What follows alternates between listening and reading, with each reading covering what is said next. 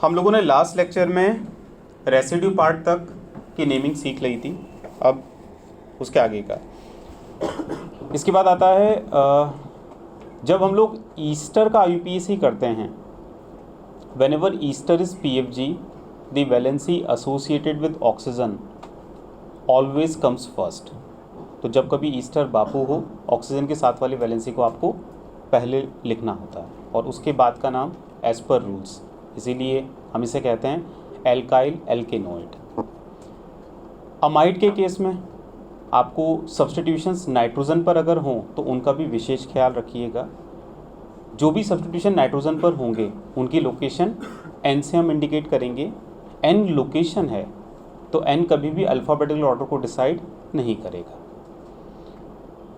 Ether अगर कभी हो तो मैंने बताया था ईथर कभी भी PFG नहीं बनता है, ईथर हमेशा एज ए सब्स्टिट्यूशन ट्रीट होता है। और अगर नॉर्मल ईथर सब्स्टिट्यूशन है तो उसके लिए प्रीफिक्स हम लोग यूज़ करते हैं एल्कोक्सी, तो एल्कोक्सी यूज़ आता है OR के लिए। इसके बाद में एसिड एनहाइड्राइड की नेमिंग भी बड़ी इंपॉर्टेंट है। जब कभी एसिड एनहाइड्राइड PFG हो तो उसमें मैंने तुम्हें बताया था कि अगर अनसिमेट्रिकल एसिड्स उसके हाइड्रोलिसिस से बनते हों, एसिड एनहाइड्राइड का आपने हाइड्रोलिसिस किया, हाइड्रोलिसिस कैसे करते हैं, एसिड एनहाइड्राइड का कार्बोनाइल कार्बन और ऑक्सीजन वाला बॉन्ड ब्रेक करके हमें पानी ऐड करना होता है और पानी इस तरीके से ऐड करना होता है कि 2 कार्बोक्सिलिक एसिड बने। अगर हाइड्रोलिसिस के बाद बनने वाले दोनों कार्बोक्सिलिक एसिड अलग अलग हों तो उन दोनों कार्बोक्सिलिक एसिड का IUPAC नाम आप चेक करिए और उन दोनों नाम में अल्फ़ाबेटिकल ऑर्डर में कंपेयर करिए। जो भी अल्फ़ाबेटिकल ऑर्डर में पहले आता है उसे पहले लिखेंगे, जो बाद में आता है उसको बाद में लिखेंगे और एसिड नहीं लिखेंगे। और दोनों के नाम लिखने के बाद एनहाइड्राइड सफिक्स आप लोग यूज़ करेंगे, जैसे इथेनोइक, प्रोपेनोइक, एनहाइड्राइड। अगर कभी ऐसा एनहाइड्राइड हो जो सिमेट्रिकल हो, जिसके हाइड्रोलिसिस से दोनों कार्बोक्सिलिक एसिड एक जैसे ही बन रहे हों, तो फिर आपको देखना होता है कि जो एसिड बना है उसकी पेरेंटल कार्बन चेन में कहीं कोई सब्स्टिट्यूशन तो नहीं है ना। अगर सब्स्टिट्यूशन नहीं है तब तो बस उस एसिड का नाम और लास्ट में एनहाइड्राइड, लाइक इथेनोइक एनहाइड्राइड।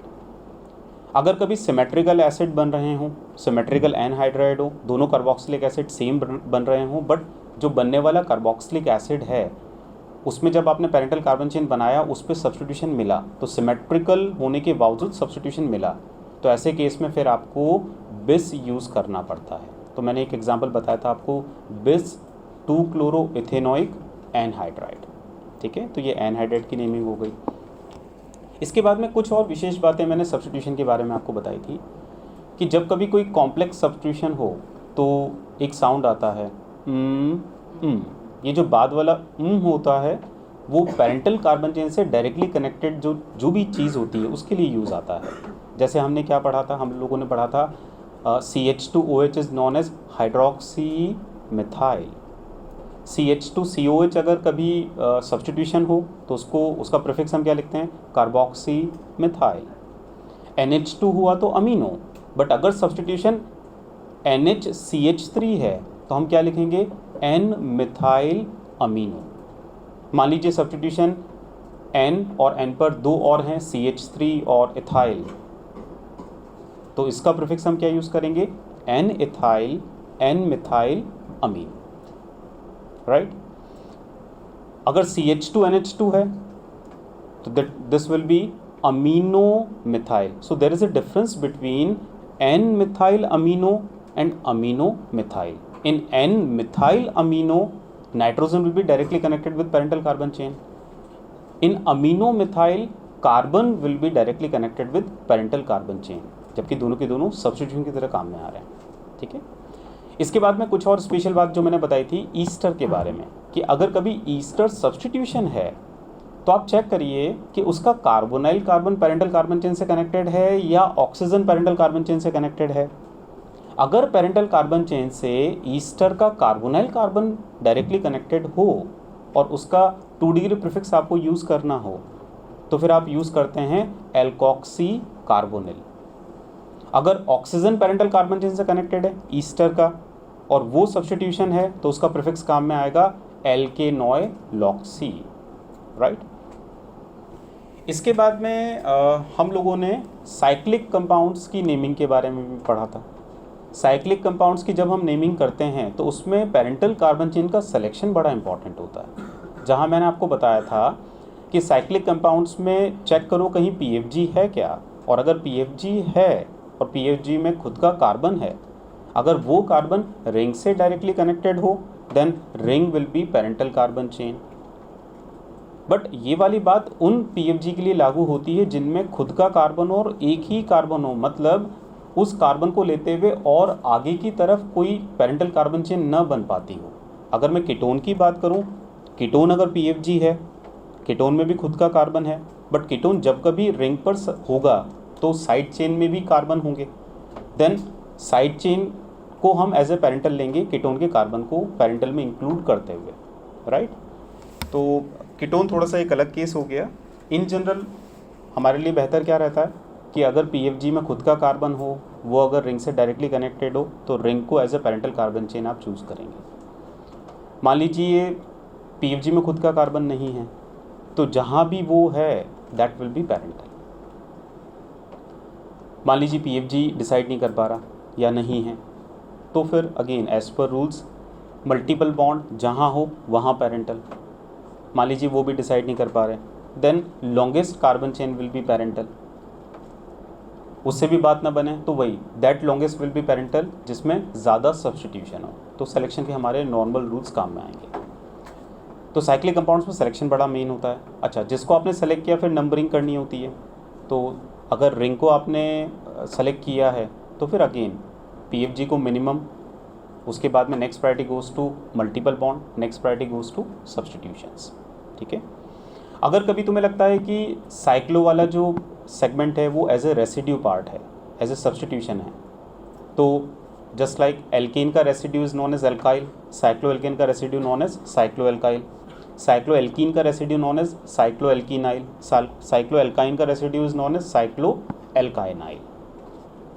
अच्छा, कुछ बातें और ध्यान रखें। मल्टीपल बॉन्ड में मैंने कहा था जब भी मल्टीपल बॉन्ड की नंबरिंग करें तो उसके दोनों कार्बन को कंटिन्यूटी में नंबरिंग आती है। मल्टीपल बॉन्ड की नंबरिंग में हमेशा ये विशेष बात आप ध्यान रखेंगे, स्पेशली साइक्लिक केस में। इसके बाद में हम लोगों ने पढ़ा था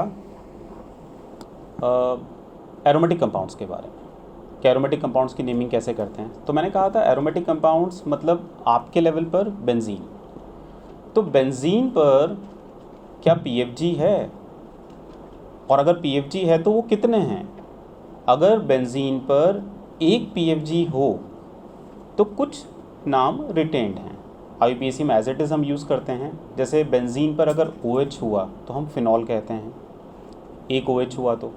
बेंजीन पर अगर एक NH2 हुआ तो हम एनिलीन कहते हैं। बेंजीन पर अगर CHO हुआ हम बेंजिल्डिहाइड कहते हैं। बेंजीन पर अगर PFG COH हुआ तो हम बेंजोइक एसिड कहते हैं। बेंजीन पर अगर PFG C double bond OR हुआ तो हम इसको एल्काइल बेंजोएट कहते हैं। बेंजीन पे अगर PFG एक C ट्रिपल बॉन्ड N है तो इसे हम बेंजोनाइट्राइल कहते हैं। तो ये कुछ नाम रिटेन्ड हैं, ठीक है। जब कभी किसी एरोमेटिक कंपाउंड का आप नाम दें तो आप चेक करें।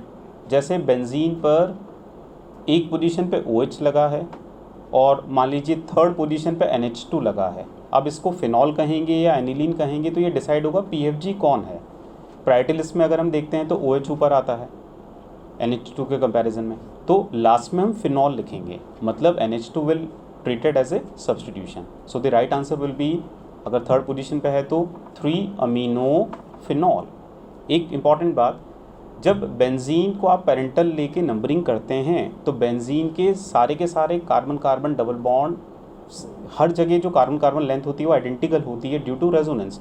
तो बेंजीन को कभी भी कार्बन कार्बन डबल बॉन्ड मानने की गलती ना करें, ठीक है। तो नंबरिंग में जो विशेष बात मैंने आपको बताई थी कि बेंजीन के मल्टीपल बॉन्ड्स को बहु ना माने, वो बेंजीन है, सारे के सारी जो कार्बन कार्बन लेंथ है वो आइडेंटिकल है। तो उसमें ऐसा नहीं कि हम डबल बॉन्ड के दोनों कार्बन को कंटिन्यूटी में नंबरिंग देते हैं, ऐसा ज़रूरी नहीं है, ठीक है। बेंजीन में तो शॉर्टेस्ट डिस्टेंस की तरफ हमें जाना है।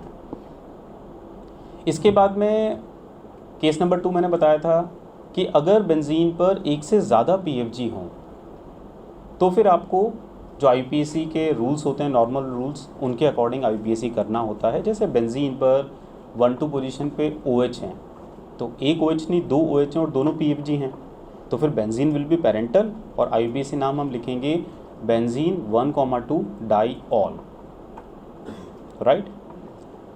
इसके बाद में मैंने कहा था एरोमेटिक हाइड्रोकार्बन अगर है तो एरोमेटिक हाइड्रोकार्बन भी कुछ नाम रिटेन्ड हैं। जैसे बेंजीन पे अगर एक CH3 हो तो टोलुइन कहलाता है। बेंजीन पे अगर 2 CH3 हैं 1-2 पोजीशन पे हैं तो ऑर्थोजाइलिन, 1,3 मेटाजाइलिन, 1,4 पैराजाइलिन। बेंजीन पे अगर विनाइल ग्रुप कनेक्टेड है तो इस पूरे कंपाउंड को हम कहते हैं स्टाइरीन। बेंजीन पे अगर आइसोप्रोपाइल ग्रुप कनेक्टेड है तो हम इस पूरे कंपाउंड को कहते हैं क्यूमिन। तो ये कुछ नाम है जो रिटेन्ड है। अगर आपका मन है कि एरोमेटिक हाइड्रोकार्बन है, साथ में कोई और ग्रुप भी है बट PFG नहीं है और आपको रिटेन्ड नाम देना है, जैसे एक एग्जांपल से समझते हैं।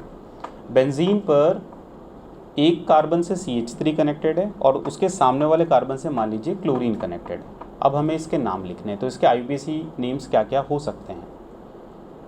अगर आप इसका रिटेन्ड वाला नाम यूज़ करना चाहते हो, रिटेन्ड कौन सा, बेंजीन पे एक CH3 हमें नज़र आ रहा है, मतलब टोलुइन हम लिखना चाहते हैं, तो रिटेन्ड नाम अगर आप यूज़ करना चाहते हो तो इसमें 2 बातें आप ध्यान रखें। रिटेन्ड नाम आप तभी तक यूज़ कर सकते हो जब तक कि वो जैसा है वैसा हो। मतलब क्या, टोलुइन आप तभी यूज़ कर सकते हो जब बेंजीन पे एक मिथाइल हो। अगर बेंजीन पे 2 मिथाइल हुए तो आप उसको मिथाइल टोलुइन नहीं कह सकते, आप टोलुइन टर्म यूज़ नहीं कर सकते। बेंजीन पे अगर 2 मिथाइल है तो आपको जाइलिन ही बोलना पड़ेगा।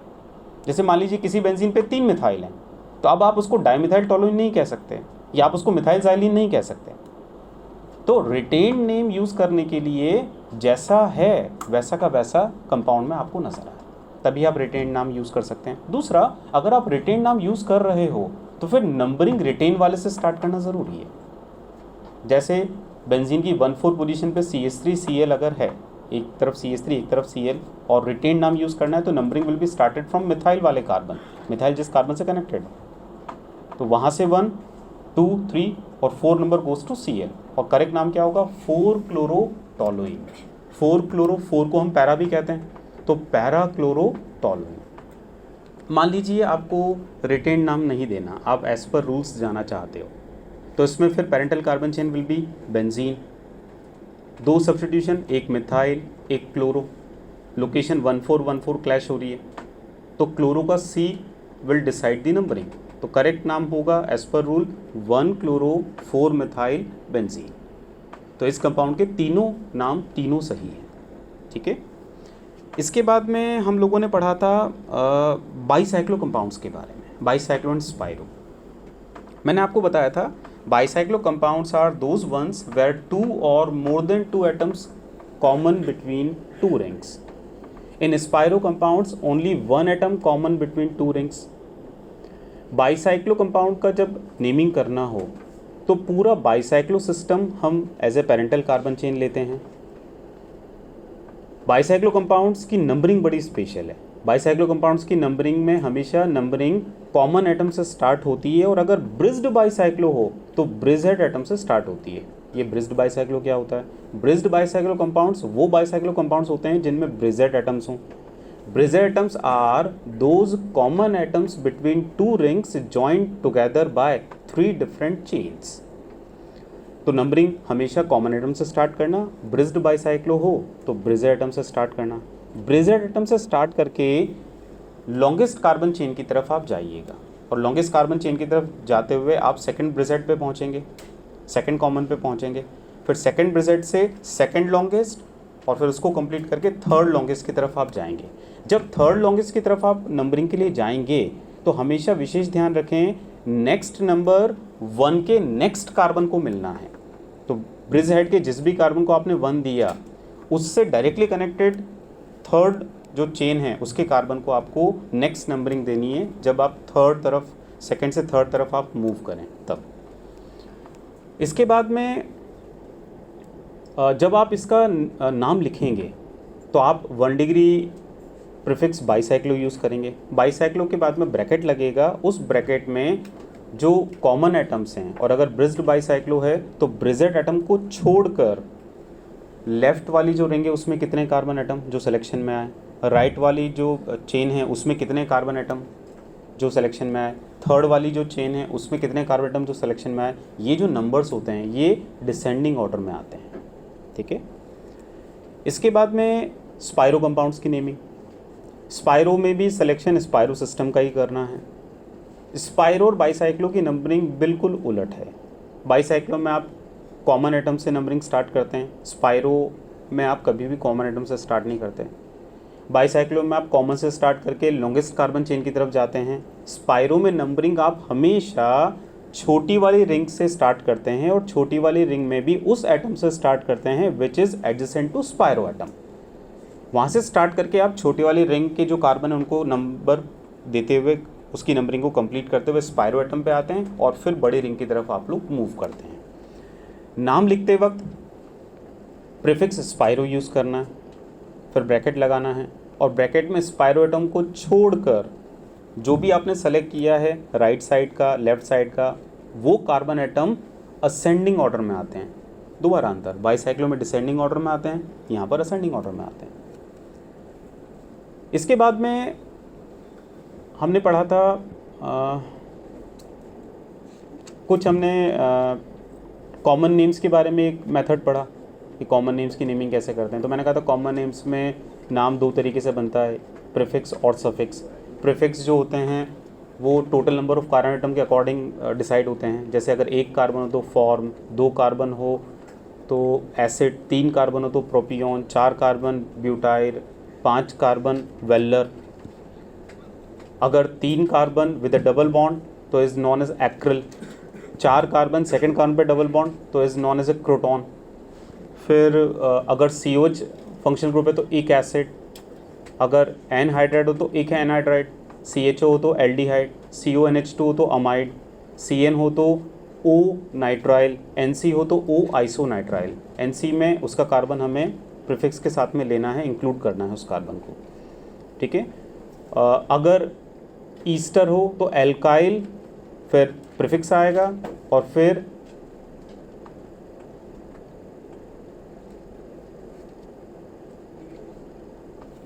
ठीक है। इसके बाद में हम लोगों ने जो पढ़ा था ड्राइव नेम्स, तो क्या ड्राइव नेम तो इम्पॉर्टेंट नहीं है,